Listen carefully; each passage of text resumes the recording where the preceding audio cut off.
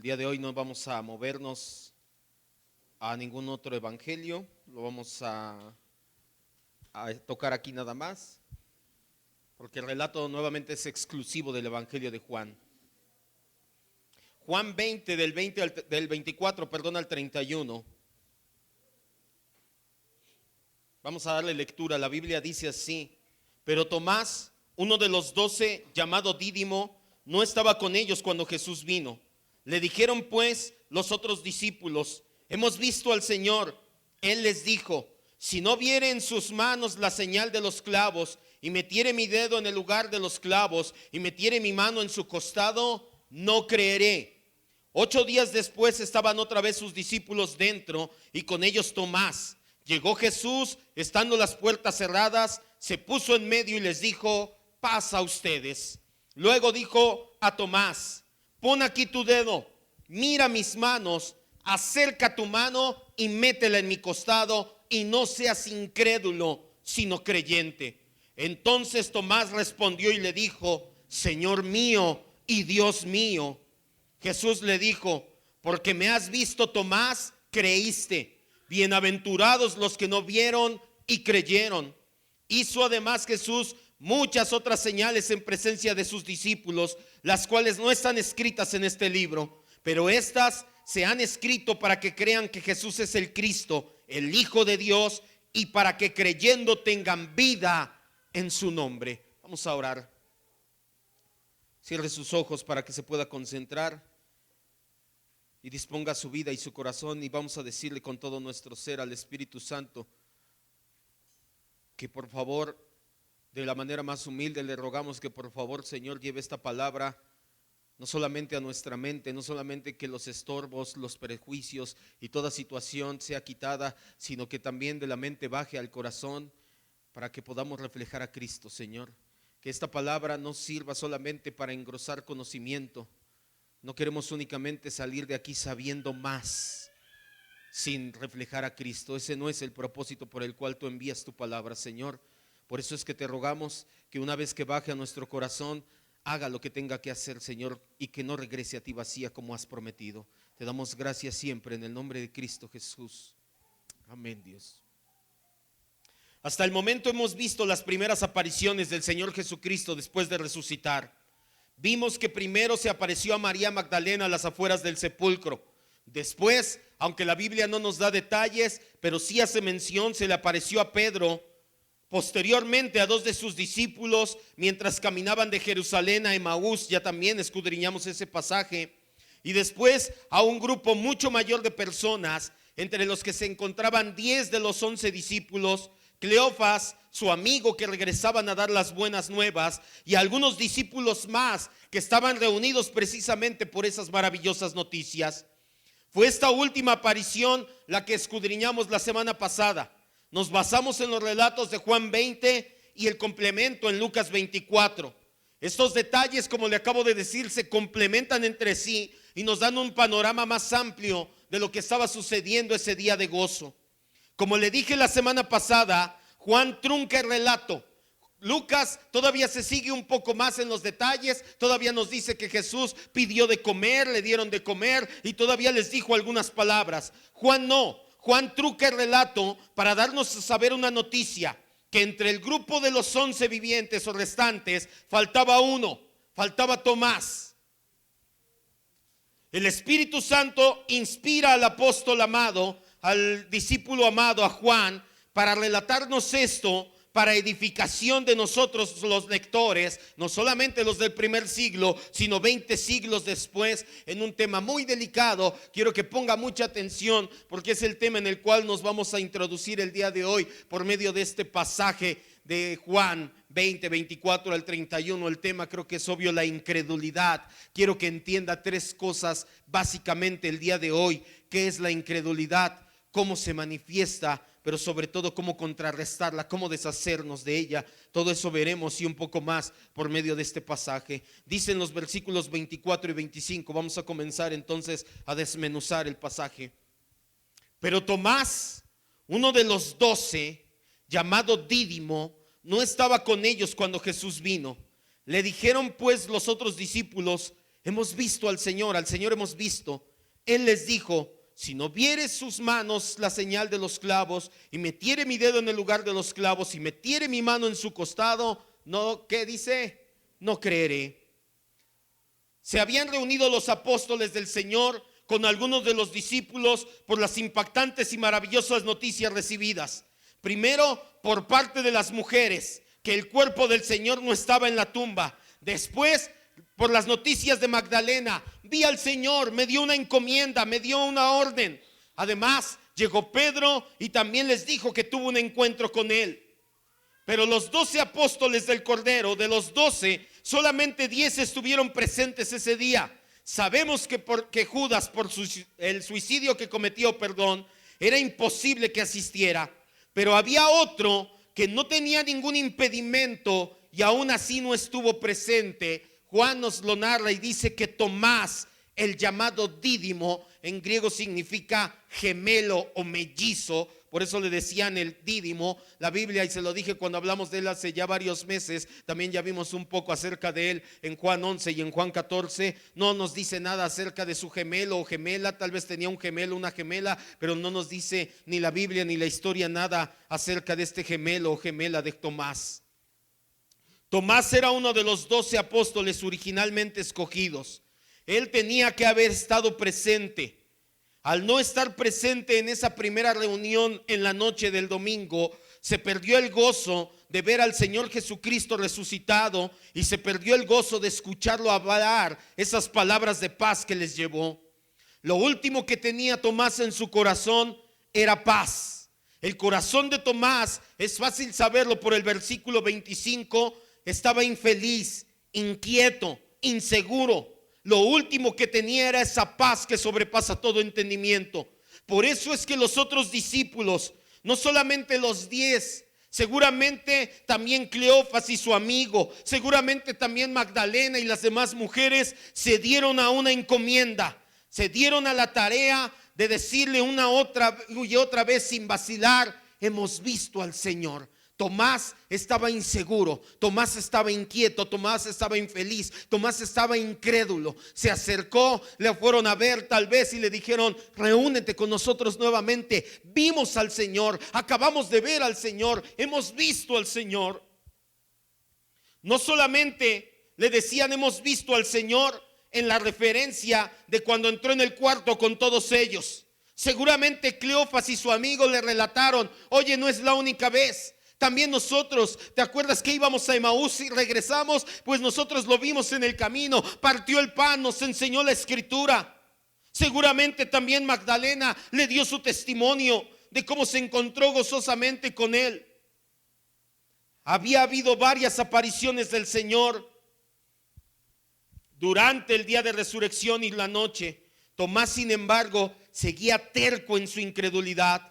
Muchos comentaristas deducen el motivo por el cual no estaba reunido Tomás con los 10 discípulos restantes y con los demás cuando empezaron a llover las buenas noticias, y es precisamente por esa terrible y obstinada incredulidad. ¿Por qué no estaba Tomás reunido con los 10 y con los demás discípulos cuando llegaron Cleofas, cuando llegó Pedro a decirles las buenas noticias? ¿Por qué fueron a tocar de puerta en puerta y dijeron: reunámonos en la casa de tal y estemos ahí? ¿Por qué Tomás no estuvo? Por esa terrible y obstinada incredulidad.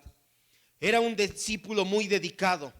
Recordemos que cuando recibieron las noticias de la muerte de Lázaro, en Juan 11, lo escudriñamos hace un tiempo, Tomás de inmediato saltó a escena y le dice a Jesús: vayamos pues, y si es necesario muramos junto con él.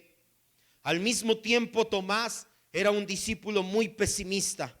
Por eso es que el mundo se le vino encima cuando crucificaron al Señor Jesús. Cuando los otros siguieron proclamando esta maravillosa historia a sus oídos, le decían una y otra vez: Tomás, vimos al Señor. Tomás partió el pan con nosotros. Tomás nos enseñó cosas maravillosas en la escritura. Finalmente Tomás protesta y les dice: ¿saben qué? Si no veo en sus manos la señal de los clavos, si no meto mi mano en el orificio de los clavos, es más, si no meto mi mano en el costado donde traspasó la lanza, no voy a creer que es Jesucristo que resucitó. Tomás estaba dispuesto a creer, pero solamente bajo ciertas condiciones que él mismo estaba imponiendo. Él vio a lo lejos cómo clavaron al Señor en la cruz. Él desde la distancia vio cómo traspasaban su costado. Así que para asegurarse de que no fuera un impostor, pone un requisito: que tenga los estigmas de la crucifixión.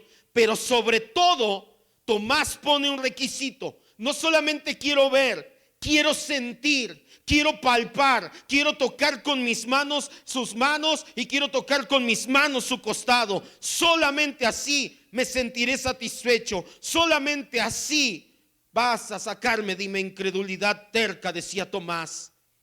Tomás debe de poder meter la mano en esa horrible incisión dejada por la lanza para saber que esa persona que esté delante de él no es un impostor, y solamente así creerá. Versículos 26 al 28.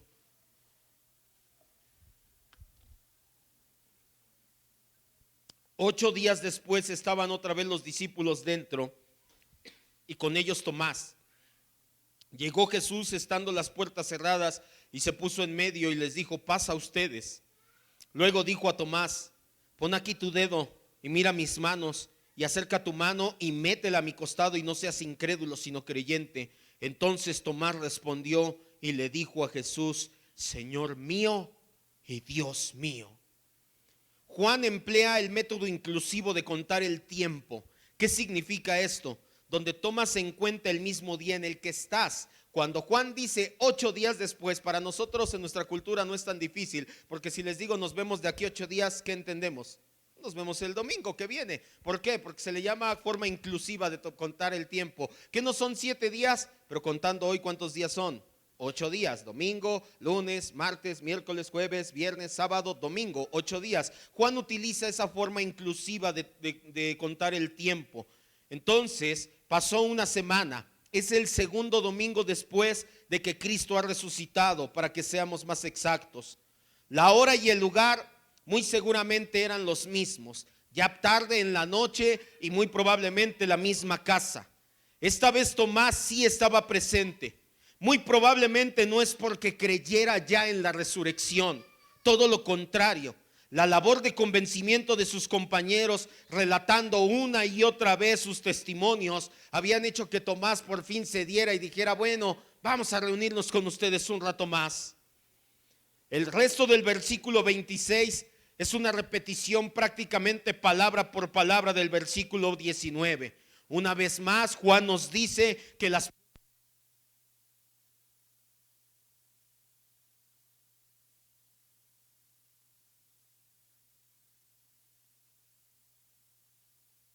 la semana pasada no nos dice cómo, no investiguemos cómo. Y una vez más se sitúa en medio del grupo donde están y les dice las mismas palabras: paz a ustedes. Ya lo vimos la semana pasada qué significan. Pero luego, y esto es lo que nos interesa, se dirige a Tomás con amabilidad y con mucha condescendencia. ¿Qué es la condescendencia? Cuando eres amable y eres no sé, un sinónimo. Cuando le dices: a ver, ven, te voy a explicar. Eso es la condescendencia. Así se porta el Señor Jesús con Tomás, con gran amabilidad y con mucha condescendencia a las condiciones que puso Tomás. El Señor empieza a amonestar a este desanimado discípulo. Lo hace no solamente con el fin de levantar el ánimo de Tomás, sino de llevarlo a creer verdaderamente. El Señor empieza a complacer una por una las exigencias de Tomás. Primero, y en forma de orden. Lo curioso o lo maravilloso es que lo hace en forma de orden. No le da una opción, le dice: ven y haz, ven y toca, ven y mira. Primero Tomás dijo: si no veo en sus manos la señal de los clavos. Jesús le dice: ven y mira mis manos. Tomás le dice: si no meto mi dedo en donde estuvieron los clavos. Jesús le dice: ven, mete tus dedos en mis manos. Tomás también dijo: si no metiera mi mano en su costado. ¿Qué le dice Jesús? Ven, Tomás, acerca tu mano, métela aquí en mi costado. Por último, Tomás dijo: si no pasa todo esto, no creeré. Jesús le dice: hazlo para que no seas incrédulo, sino creyente. cada exigencia de Tomás, para cada una de las exigencias y condiciones que puso Tomás, el Señor Jesús le da una orden. Aunque la secuencia no es la misma, la secuencia de las órdenes no es exactamente igual a las exigencias de Tomás, lo que nos importa es la forma condescendiente en que el Señor trató a Tomás. Todo indica, no solamente las marcas en sus manos, no solamente la marca en su costado, sino la manera amorosa en que trata a Tomás. Todo es para que Tomás se dé cuenta y diga: sí es mi Señor, sí es mi Señor Jesús. El Señor trata a Tomás de esta manera. Todo indica ciertamente que sigue siendo el mismo Jesús, no solamente por los estigmas de la cruz, también por el amor que le está mostrando. Pudo haberlo reprochado duramente, pero lo trata con dulzura. Tomás en ese momento entendió y dijo: no cabe duda, es Él. Así me trataba, siempre con amor, siempre con dulzura, siempre con condescendencia, siempre paciente a no entre mis errores. No cabe duda, no solamente por las marcas en sus manos, en su costado, así la forma en que me está tratando, ese es mi Señor Jesús. Yo no sé si usted se lo ha preguntado. Yo creo que muchos nos hemos planteado la pregunta: ¿usted cree que Tomás obedeció y metió la mano en su costado y en sus manos? ¿Qué cree que sí lo hizo? Sí, yo creo que sí. Yo creo que sí lo hizo. Lo más probable es que haya ido y tocado sus heridas. La Biblia no nos da, al menos este relato, una respuesta explícita. Sin embargo, no creemos que el Señor Jesús lo haya tomado a mal. Después de todo, no hubiera sido la primera vez que pasaba. Lucas 24:39. Lo leímos la semana pasada. ¿Qué les dijo a sus demás discípulos? Vengan, tocan. Y todos los demás, ¿qué hicieron? Fueron y tocaron. Y después vamos a primera de Juan 1:1.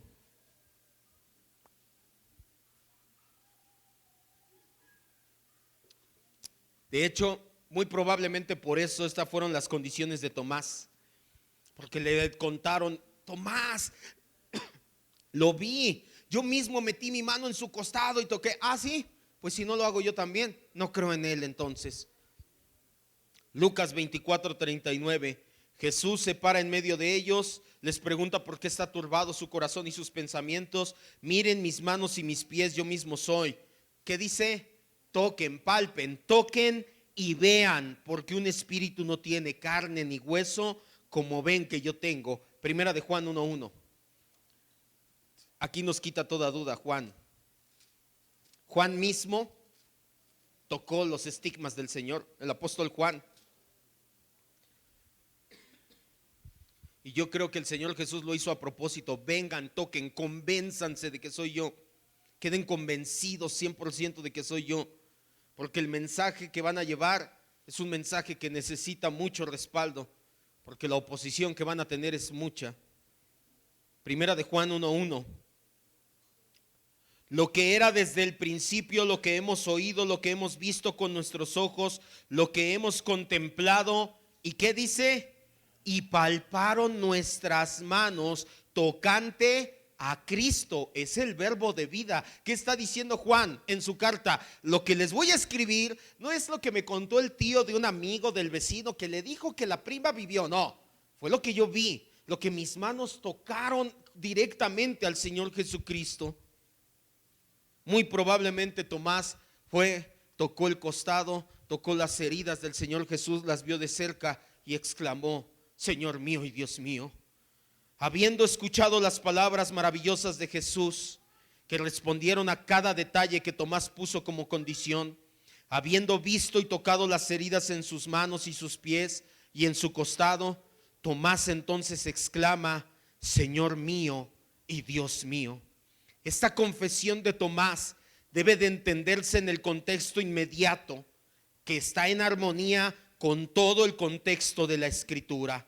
La Escritura en todo su contexto nos presenta a Jesús, al Verbo, a nuestro Señor Jesucristo, como Señor y Dios de la creación. Y ahora, esta maravillosa verdad que está contenida en toda la Escritura, en el contexto del relato de Tomás, ha sido revelada a él. Específicamente Tomás, por eso le digo esto, quiero que entienda esto.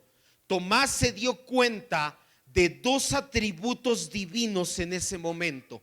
Primero, la omnisciencia de Jesús, pues supo todo lo que había puesto como condición y Jesús lo cumple al pie de la letra. En ese momento cuando le dice, tú pediste esto, tú pediste esto, tú pediste esto, Tomás dice, ah, caray, ¿cómo supo? Su omnisciencia se hizo patente. Segundo, y por supuesto, su omnipotencia. Solo un ser todopoderoso sería capaz de vencer a la muerte.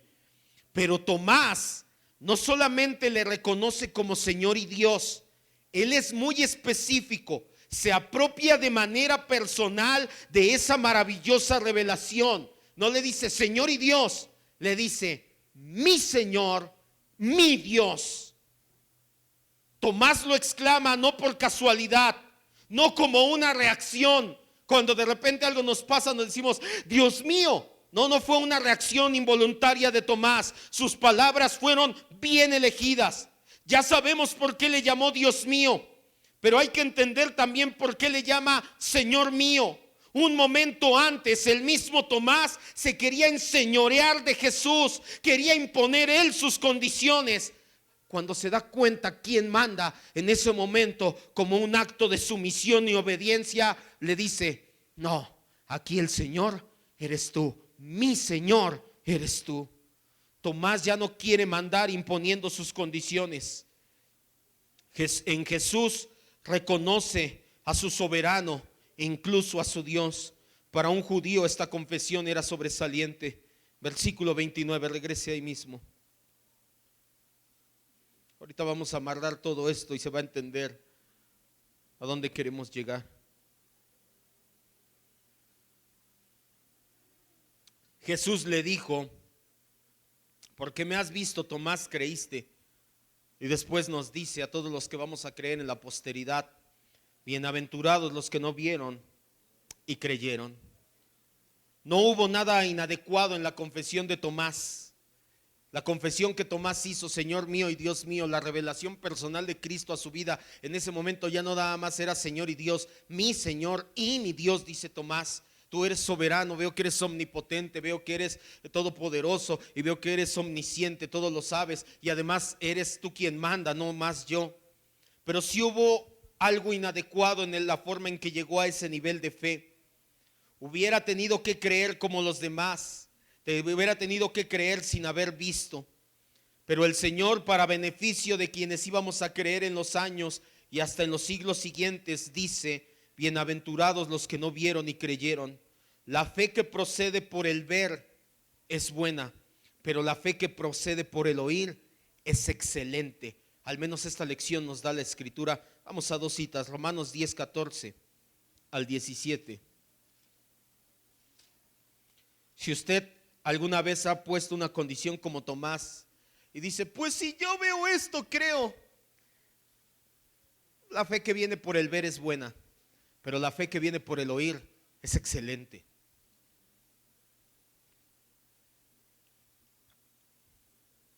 Romanos 10, 14 al 17.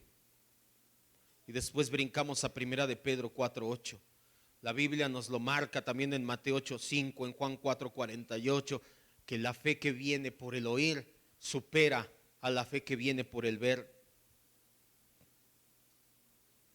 Romanos 10, 14 al 17. ¿Cómo pues invocarán en el cual no han creído? ¿Y cómo creerán en aquel que no han, qué dice? No dice visto. Pablo dice en el que no han escuchado. ¿Cómo va la gente a invocar a Cristo? ¿Cómo le va a adorar si no han escuchado? No dice visto, si no han escuchado su mensaje.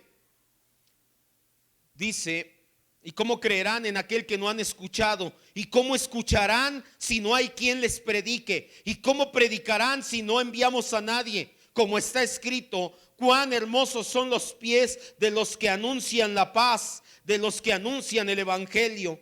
Mas no todos obedecieron al evangelio, pues Isaías dice, Señor, ¿quién ha creído a nuestro anuncio? Así que la fe es, ¿por qué? Por el oír, y el oír por la palabra de Dios. Primera de Pedro 1:8.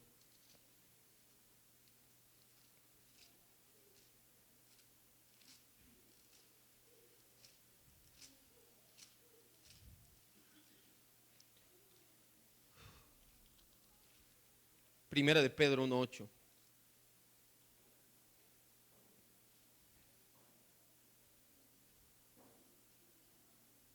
Pedro le escribe a la Iglesia Universal, les habla de Jesús, a quien aman sin haberlo visto, en quien creyendo, aunque ahora no lo ven, se alegran con gozo inefable y glorioso. Pedro está consciente cuando escribe su carta que muchos de sus lectores no han visto, no vieron ni verán al Señor Jesús resucitado hasta su segundo o la segunda venida de Cristo. Por eso él es muy enfático y dice: ustedes aman al Señor aunque no lo han visto, y creen en él aunque no se les manifestó como a nosotros.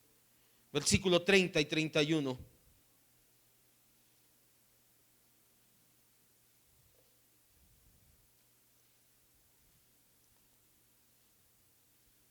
Juan 20, 30 y 31. Hizo además Jesús muchas otras señales en presencia de sus discípulos, las cuales no están escritas en este libro. Pero estas señales que está relatando Juan se han escrito para que creas que Jesús es el Cristo, el Hijo de Dios, y para que creyendo tengas vida eterna, podríamos ponerle entre paréntesis, en su nombre. Con la gloriosa confesión de Tomás, Señor mío y Dios mío, Juan ha dado a conocer el propósito. Deberíamos de comparar esta confesión con la sublime introducción en Juan 1:1. No vaya, en el principio era el verbo y el verbo era con Dios y el verbo era Dios.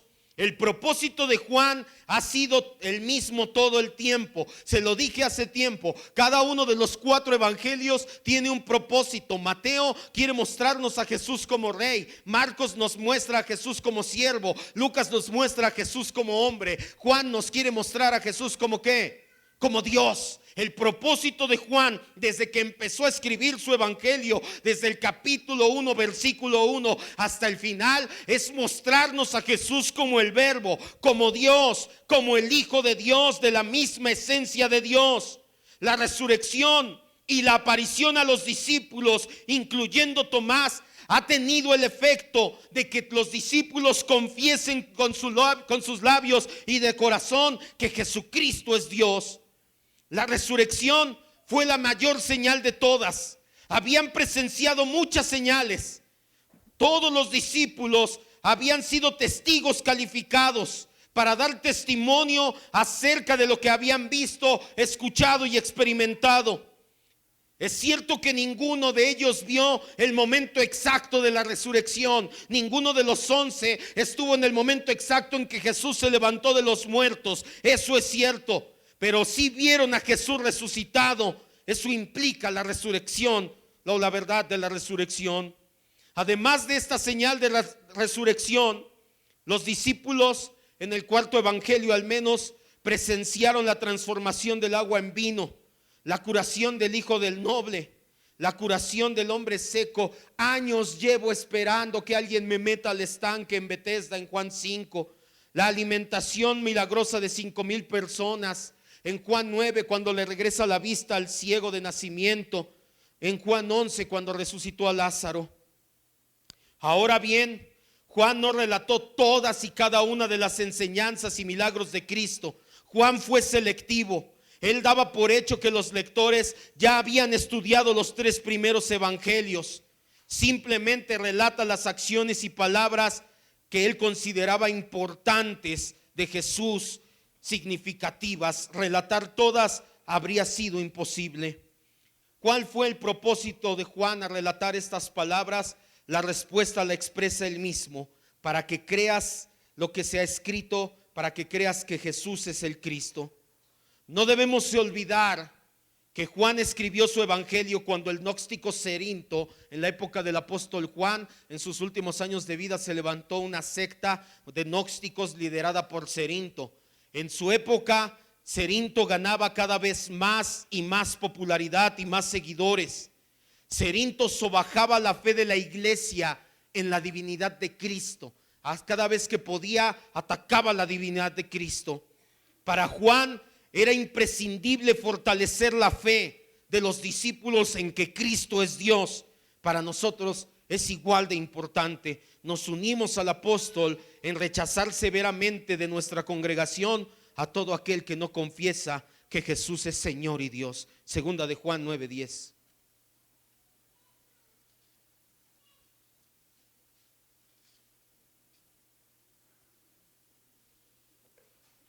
Si una persona que tú conozcas se dice cristiano,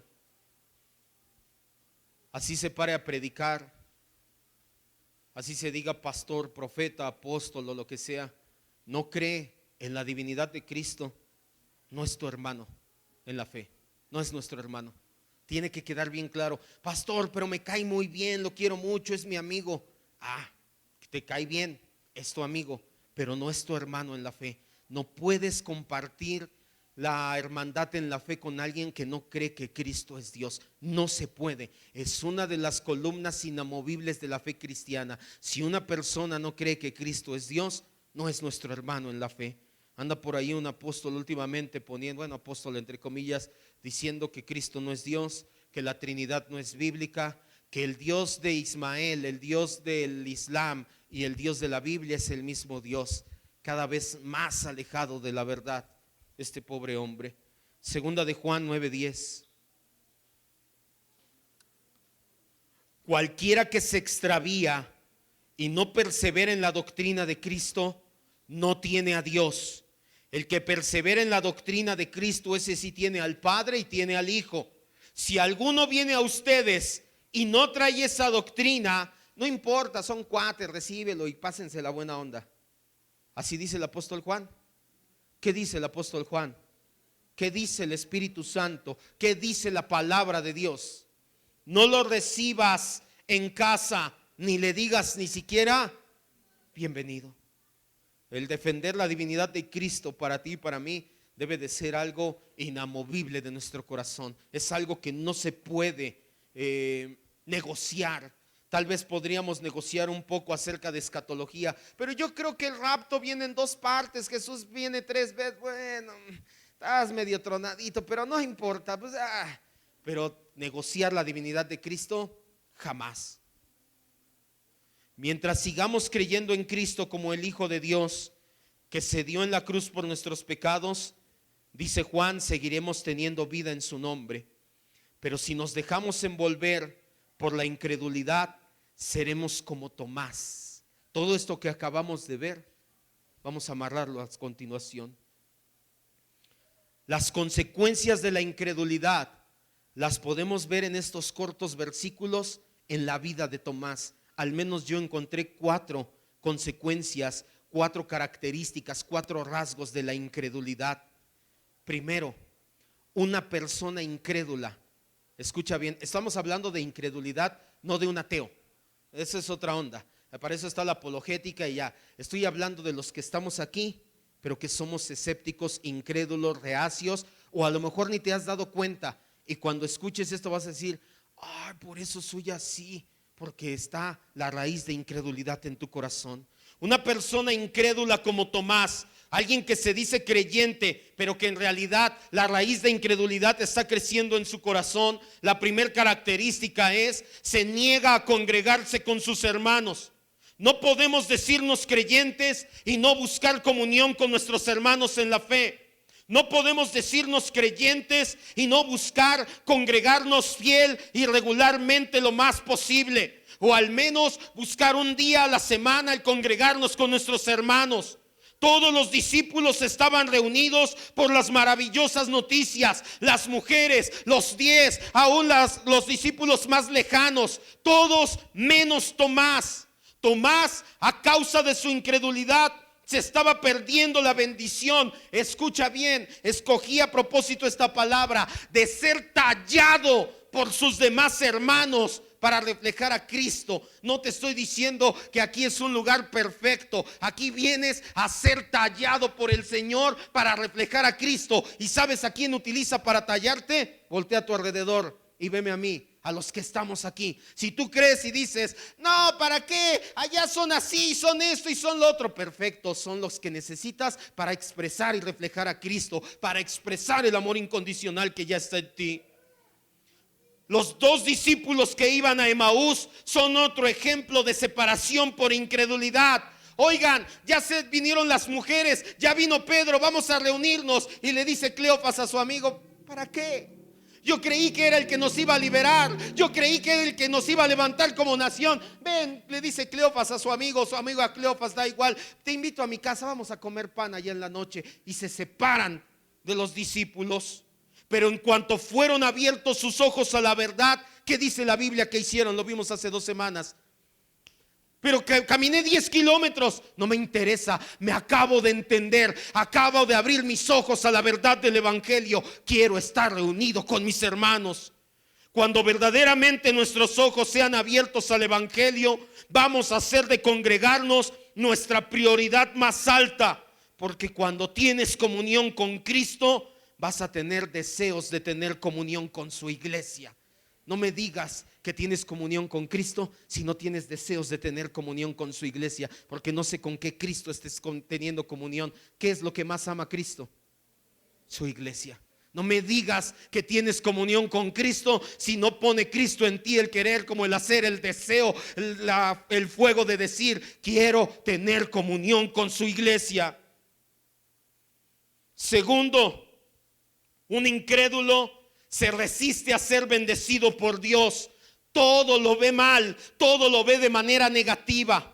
A pesar de que Tomás le dijeron en repetidas ocasiones y distintas personas que vieron a Jesús, que tocaron a Jesús, que disfrutaron de palabras de Jesús, que comieron con él, él simplemente se negó a recibir esas bendiciones por la pésima actitud que la incredulidad trajo a su vida. Tomás, comí con él. ¿A poco? Tomás, metí mi mano y lo toqué. No me digas. Tomás, yo lo vi, lo escuché. ¿Y qué te dijo? La incredulidad trae este tipo de actitud a tu vida.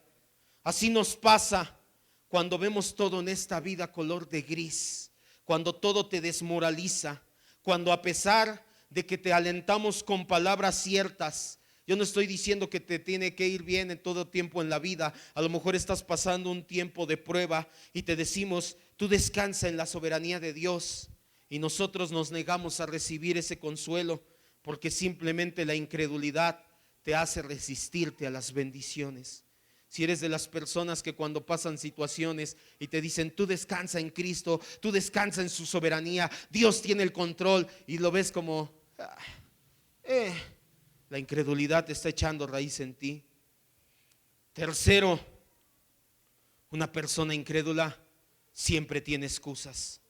A pesar de que intentaban convencer por medio de sus testimonios a Tomás, él ponía excusa tras excusa. Si veo sus llagas, bueno, si las toco, bueno, si veo su costado, bueno, si meto mi mano en su costado. Cada vez iban aumentando sus excusas a manera de condición, al punto de que llegaron a ser frías y hasta toscas. Así nos pasa cuando la incredulidad empieza a hacernos presa. Ponemos cada vez más y más excusas. ¿Excusas para qué? Para todo. No solamente para no congregarnos. Esa es la punta del iceberg, el inicio. También ponemos excusas para no orar, para no leer la Biblia, para no buscar a Cristo, para no reflejar a Cristo, para no tomar mi rol asignado en la familia. Ponemos excusas hasta para poder pecar a gusto. Excusas como: no estoy tan mal. Me hubiera conocido antes, cuando yo antes de ser cristiano. Ahorita la verdad ya es menos. Hay otros peores. No han sabido del hermano fulano. Él ya está peor. Dios conoce mi corazón y sabe que aunque estoy así, estoy con él. Luego me arrepiento. Al cabo Dios es amor. David también pecó, Abraham también pecó, Moisés también pecó y Dios los perdonó. Realmente las excusas únicamente son una forma de adormecer, nuestra conciencia, porque la incredulidad nos conduce a pecar porque nos está separando de Dios. Hebreos 3:12. La incredulidad conduce al pecado, amado hermano, porque te empieza a separar cada vez más y más de Dios. Y separados de mí, dice Jesús, nada puedes hacer. O permaneces en Cristo para la vida cristiana, o no puedes hacer nada.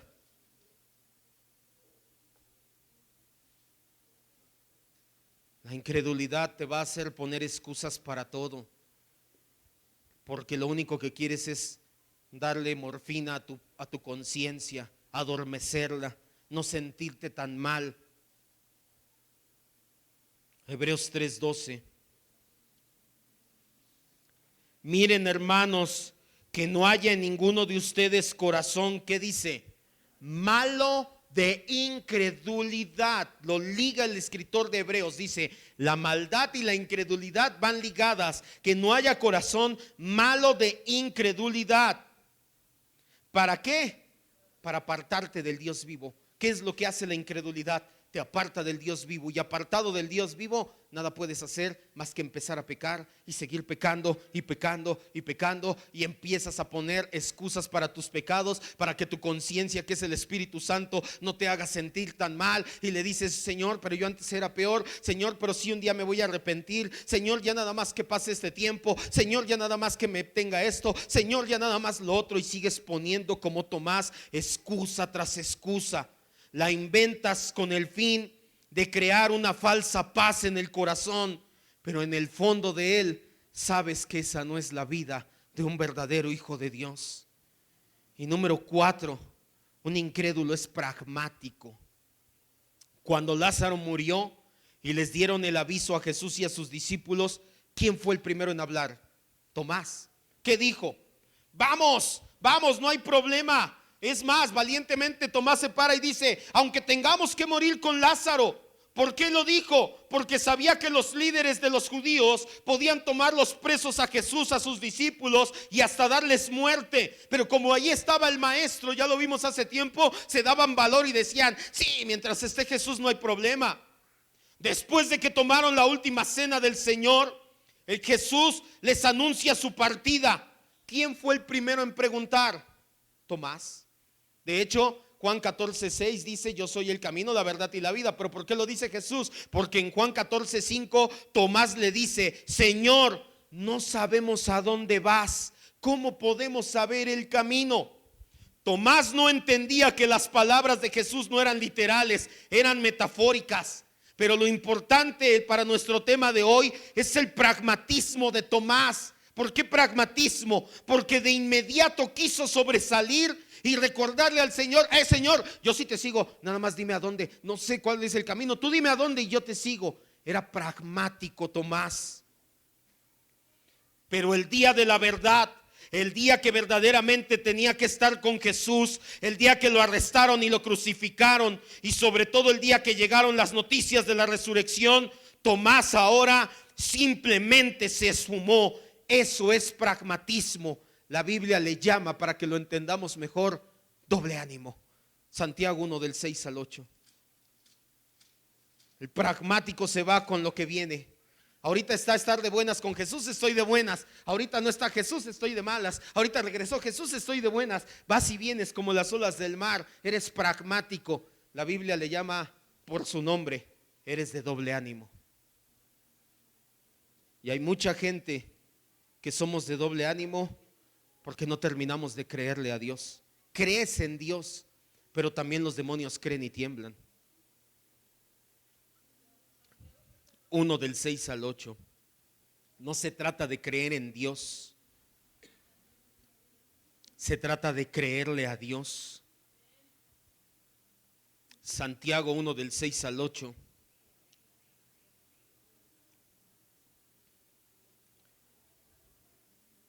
Pero pide con fe. Santiago, hablando acerca de las personas que carecen de sabiduría, dice, no tienes sabiduría, pídela con fe, no dudando nada, porque el que duda, el incrédulo, es semejante a una ola del mar que es arrastrada por el viento, va y viene de una parte a otra. No piense pues el incrédulo que recibirá cosa del Señor. El hombre de doble ánimo sigue ligado aquí, ese es el contexto. El incrédulo, ahora el Señor, Santiago le dice, el hombre de doble ánimo es inconstante en todos sus caminos. Por eso es que algunas veces estás en la iglesia sirviendo, teniendo comunión con tus hermanos, pero algunas veces tienes mucho fervor y estás orando y quieres tener comunión con Dios, y repentinamente estás abatido, sin ganas de venir, sin ganas de servir, sin ganas de nada espiritual. La incredulidad no solo da a luz aislamiento, negatividad y pecado, la incredulidad también trae doble ánimo. No nos vamos a quedar con las características del incrédulo. El propósito de la enseñanza del día de hoy es confrontarnos con la palabra. Si tú tienes alguna de estas características, confróntate con la palabra, pero al mismo tiempo la palabra nos da la salida, la alternativa para no continuar en este deplorable estado de incredulidad. Tenemos que entender que la fe es creerle a Dios. Creer es dirigir la atención de nuestro corazón a Cristo. Exclamar como Tomás lo hizo un día: Señor mío y Dios mío. Es hacerlo sin dejar de mirarlo por el resto de nuestras vidas. Para Tomás y para nosotros es un acto de la voluntad que establece una intención en el corazón. ¿Qué te estoy diciendo? Para que lo entiendas, la solución, contrarrestar, el antídoto para la incredulidad es: pon tu mirada y tu corazón en Cristo y no lo muevas de ahí. Jamás, jamás. A menudo la mirada en Cristo se distrae por el mundo, por los problemas. Hasta cuando nos va bien quitamos la mirada de Cristo porque pensamos y sentimos que ya no lo necesitamos y caminamos sin Él. Tendemos a alejar muchas veces los ojos de Cristo, pero una vez que comprometes tu corazón a mirarlo a Él y solo a Él, de inmediato vas a empezar a detectar cuando tu mirada se aleja, y en ese momento regresarás tu corazón y tu mirada a Jesús hasta que se haga un hábito para tu alma con el pasar del tiempo. Efesios 3, 14 al 21.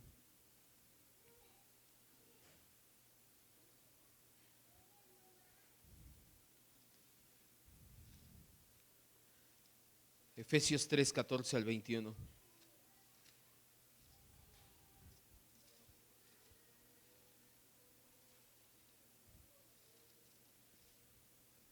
La verdadera fe está ocupada no con nosotros mismos, sino con Cristo Jesús.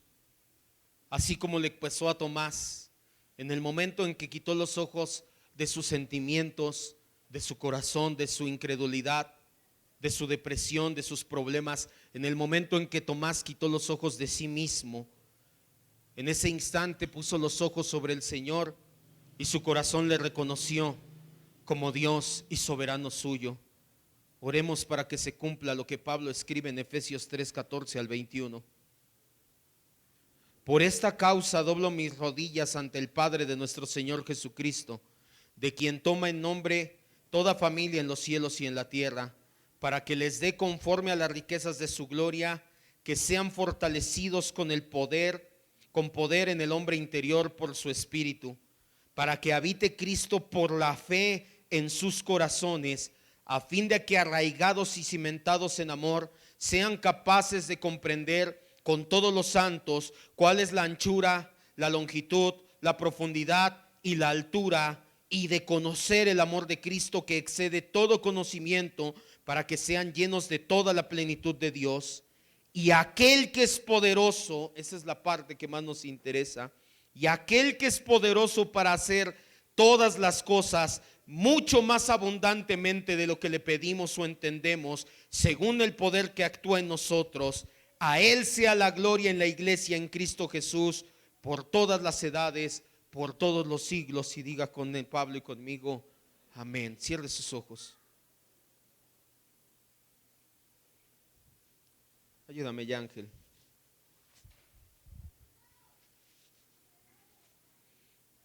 Cierre sus ojos. Vamos a terminar, vamos a meditar en esta última parte. Ya desmenuzamos estos últimos versículos del Evangelio de Juan. Ya nos dimos cuenta que nos habla de 4 características tremendas de un incrédulo. A pesar de que te crees creyente, valga, aún así tenemos muchas veces características de incrédulos. Lo verdaderamente importante es que nos vayamos de aquí sin ese dejo de incredulidad. Que aprendamos a quitar nuestra mirada de nosotros mismos, de las circunstancias, de las emociones, y aprendamos a poner nuestra mirada y corazón en Cristo, y que de ahí no se mueva, y que se vuelva un hábito de vida para nuestra alma una y otra vez. El apóstol Pablo ora, es una oración prácticamente estas líneas, para que nuestro hombre interior sea fortalecido por medio del Espíritu Santo, para que pongamos nuestra mirada en Cristo. Lo estoy parafraseando, para que nos cimentemos en Cristo. Él no habla de las circunstancias a tu alrededor, Él habla únicamente de Cristo Jesús. El remedio para la incredulidad es Cristo, siempre se trata de Cristo. Pon tu mirada y tu corazón en Cristo y no lo quites de ahí por nada del mundo. Y cada vez que venga la duda, cada vez que venga los problemas, cada vez que venga la depresión, cada vez que venga la angustia, cada vez que venga la tribulación, aun cuando venga la bendición y seas tentado a quitar tus ojos, tu mirada, tu corazón de Cristo, hazte el hábito de regresarlo nuevamente a Él, y nuevamente a Él, y nuevamente a Él. El Señor Jesucristo es el único remedio para la incredulidad. El pasaje que leímos de Juan nos lo muestra. Tomás estaba ensimismado. Tomás era pragmático, de doble ánimo, ponía excusas, ponía pretextos y condiciones. Se alejaba de sus propios hermanos por la misma depresión en la que estaba. Pero en el momento en que quitó su mirada de todo lo demás y puso su mirada en Cristo y solamente en Cristo, y no la volvió a quitar de ahí, en ese momento Tomás tuvo una autorrevelación de quién es Él, una autorrevelación, una revelación personal, y le dijo: Señor mío y Dios mío, entiendo que eres todopoderoso y entiendo que eres tú quien gobierna mi vida. No vuelvo a poner yo mis condiciones, no vuelvo a poner yo mis excusas, no vuelvo a poner yo mis caprichos, no vuelvo a poner yo mi depresión, mi inseguridad y mis dudas por encima de tu voluntad. Ahora entiendo que eres mi Dios y mi Señor. Esto solamente se logra poniendo tu mirada en Cristo por encima de todas las cosas.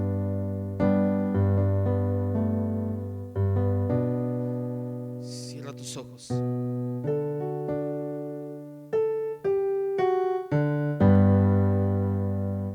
Y allí en tu lugar dile: de gloria en gloria te veo, cuanto más te conozco, quiero saber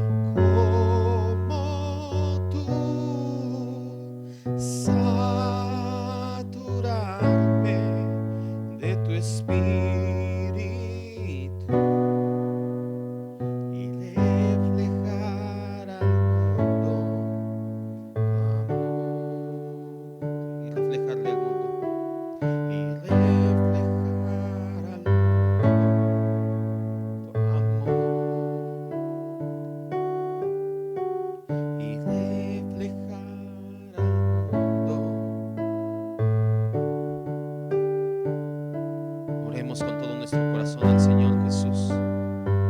Pidámosle al Espíritu Santo que ponga nuestra mirada en Él, solamente en Él y siempre en Él. Que si tenemos restos, rezagos de incredulidad por nuestra carne, que sean echados fuera cada vez más y más, en lo que mientras renovamos nuestra mente y ponemos nuestra mirada y corazón en Cristo. Es nuestra oración como iglesia el día de hoy. Espíritu Santo, enséñanos a poner la mirada en Cristo, sobre todo por el oír. La fe viene por el oír y el oír la palabra de Dios. Enséñanos a poner nuestra mirada en Cristo mientras escuchamos tu palabra, mientras renovamos nuestra mente por esta palabra predicada, Señor, no solamente el día de hoy, sino cada vez que nos congregamos. No queremos ser como Tomás, no queremos imponer nuestra condición y decir queremos ver, tocar, vivir algún milagro, alguna experiencia mística. Nada por el estilo, Señor, todo lo contrario. Nos basta y sobra con tu palabra. Tenemos suficiente con tu palabra. No hay más para nosotros. No hay nada de mayor excelencia que tu palabra, predicada, explicada, expuesta con precisión. Para nosotros nos basta para llevarnos a poner nuestra fe y corazón en Cristo. Y una vez que tengamos nuestra mirada, nuestra fe en Cristo, no moverla de ahí. Espíritu Santo, que no movamos nuestro corazón de Cristo por nada ni para nada. Hace tiempo lo entendimos. Cuando tú inicias una obra en el corazón, en la vida, en una iglesia, Espíritu Santo, lo que haces es poner las miradas y corazones en Cristo. Hoy te lo rogamos más que nunca, pon nuestra mirada y corazón en Él. Que no importa que venga prueba, desánimo, amargura, no importa que venga aún también bendición, que no quitemos nuestra mirada de Cristo, que no caigamos en las trampas, en las garras de la incredulidad, que no dejemos el deseo de lado de congregarnos, o peor aún, que pongamos pretextos hasta para pecar. Que siempre nuestro corazón permanezca en Cristo, solo en Cristo, Señor y Dios mío, Señor y Dios nuestro. Dile: Cristo, eres Señor mío y Dios mío. Quiero ser más como tú. Quiero ser más como tú. Ver la vida como tú. Saturarme de tu espíritu y reflejar al mundo tu amor. Una vez más, dígaselo. Ver la vida como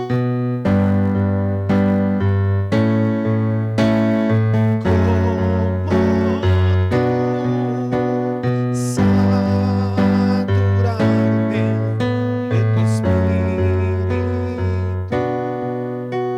y reflejar al mundo tu amor. Y reflejar al mundo tu amor. Y reflejar al mundo tu amor. Deje que el Espíritu